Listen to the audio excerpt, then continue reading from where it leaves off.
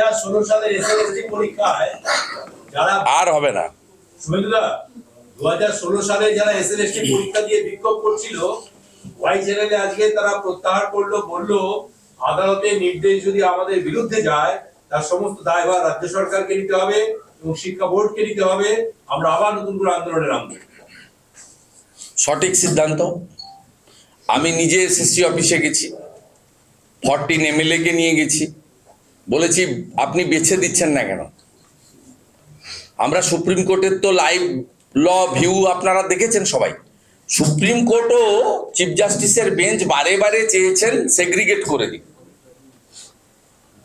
বলেছে ডাল মে কুছ কালা হয় না পুরা ডালই কালা হয়। কত ভাবে সুপ্রিম কোর্ট এই সরকারকে অপশন দিয়েছে। আমি চেয়ারম্যান ছিল না, সচিবকে বললাম যে আপনি চেয়ারম্যান তো কেউ না, সব নবান্ন 14 তলা, আপনারা কনভে করুন মেসেজ 5890 অতিরিক্ত যে পোস্ট ক্রিয়েট করেছেন ওটাই ফ্রড, বাকি 19,000 ছেলে মেয়েকে মারবেন না। 16 সাল থেকে চাকরি করছে, অন্যায় হবে। যদি যোগ্যদের বাতিল হয়, যোগ্যরা যে ধরনের আন্দোলন করবেন, যত ধরনের আন্দোলন করবেন, সেই আন্দোলনে যদি তারা আমাদেরকে ডাকেন পতাকা নিয়ে, পতাকা ছাড়া যে কোনো শর্তে, আমরা ভারতীয় জনতা পার্টি অন্তত নির্বাচিত প্রতিনিধিরা আমরা সর্বাত্মকভাবে উপস্থিত থাকব। লাগাতার থাকতে বললেও সঙ্গে থাকব, সাপোর্ট দেওয়ার জন্য বক্তৃতা করতে বললেও করব, সঙ্গে অবস্থান ধর্ণা ঘেরাও করলে বলবো। এবং আমি এই সরকারকে হুঁশিয়ারি দিচ্ছি, যদি যোগ্য প্রায় 19,000-এর বেশি তাদের সবার চাকরি চলে যায়, সুপ্রিম কোর্ট কি করবেন লফুল্লি আমার সেখানে কোনো বক্তব্য নেই, আমার অনধিকার চর্চা হবে। তাহলে এই লোকেদের এবং তাদের পরিবার সঙ্গে আমরা সাধারণ জনগণ নবান্ন ঘিরে বসে থাকব। 27 আগস্ট নবান্ন অভিযান, মুখ্যমন্ত্রী আপনি দেখেছেন, আপনাকে সকাল 9টার আগে আসতে হয়েছে, রেয়ার কেস। আপনাকে আসতে হয়েছে হেস্টিংসের রাস্তা দিয়ে, আপনি নর্মাল রুটে আসতে পারেননি। আপনার সঙ্গে সেদিন অতিরিক্ত 60 জনের বেশি পুলিশ রাখা হয়েছে এবং 3টে স্কট ছিল মহিলাদের। আপনাকে সব মন্ত্রীকে ডেকে নিতে হয়েছে, দুপুরবেলা মন্ত্রীদেরকে ওখানে খাওয়াতে হয়েছে।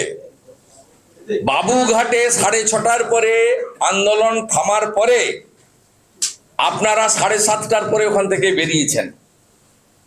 এদের যদি চাকরি যায় আপনার ঢোকাও নবান্নতে হবে না, আর নবান্ন থেকে যদি ঢুকেও পড়েন, হেলিকপ্টার নিয়ে ছাদে নেমে পড়েন, বেরোতেও আর পারবেন না, নিশ্চিন্তে থাকতে পারেন। আর আজকের এই প্রেস কনফারেন্স যার জন্য সুরিন্দর পাল সিং ও মনোজ ছেলে কোনোভাবে জেলের ভিতরে যদি তারা কোনোভাবে ফিজিক্যাল মেন্টাল টর্চার হয়, তার রেসপন্সিবিলিটি গোজ টু মুখ্যমন্ত্রী, পুলিশ মন্ত্রী এবং সিপি ক্যালকাটা এবং প্রেসিডেন্সি জেল কর্তৃপক্ষের। আমরা ওয়াচ করব, লয়ার শুড ওয়াচ। আগামী 2-3 দিন তারা কি করছেন আমরা পুট আপ দেবো না, ক্লিয়ার। আপনাকে যদি মেসেজ পাঠায় গভর্নমেন্ট লয়ার পুট আপ করুন, আমরা এনওসি দিয়ে মানে সাপোর্ট করবো, আমরা পুট আপ দেবো না। যে আজকে যদি সাফার করেছে 18 তারিখ অবধি সাফার করতে রাজি আছে, সরকারকে পুট আপ দিয়ে বেল করাতে হবে। মমতা ব্যানার্জি যদি সত্যিকারে শিখ কমিউনিটির প্রতি তার রেসপেক্ট থেকে থাকে, তাহলে তিনি তার গভর্নমেন্ট লয়ারকে অ্যাপ্রোচ করবেন, পুট আপ দিয়ে বেল করা এবং এই মামলা প্রত্যাহার করার ব্যবস্থা করা। আপনি চোর ডাকাতদের মামলা প্রত্যাহার করেন। গতকালই কলকাতা হাইকোর্টে মাননীয় বিচারপতি মিস্টার জাস্টিস বসাকের কোর্ট রাজ্য সরকারের 2021 সালে প্রত্যাহার করে নেওয়া প্রায় 20টার মতো মামলা রাজ্য সরকারের নোটিফিকেশনকে সেট অ্যাসাইড করে দিয়েছে। পরে বলুন। বাংলাদেশে দুটো প্রশ্ন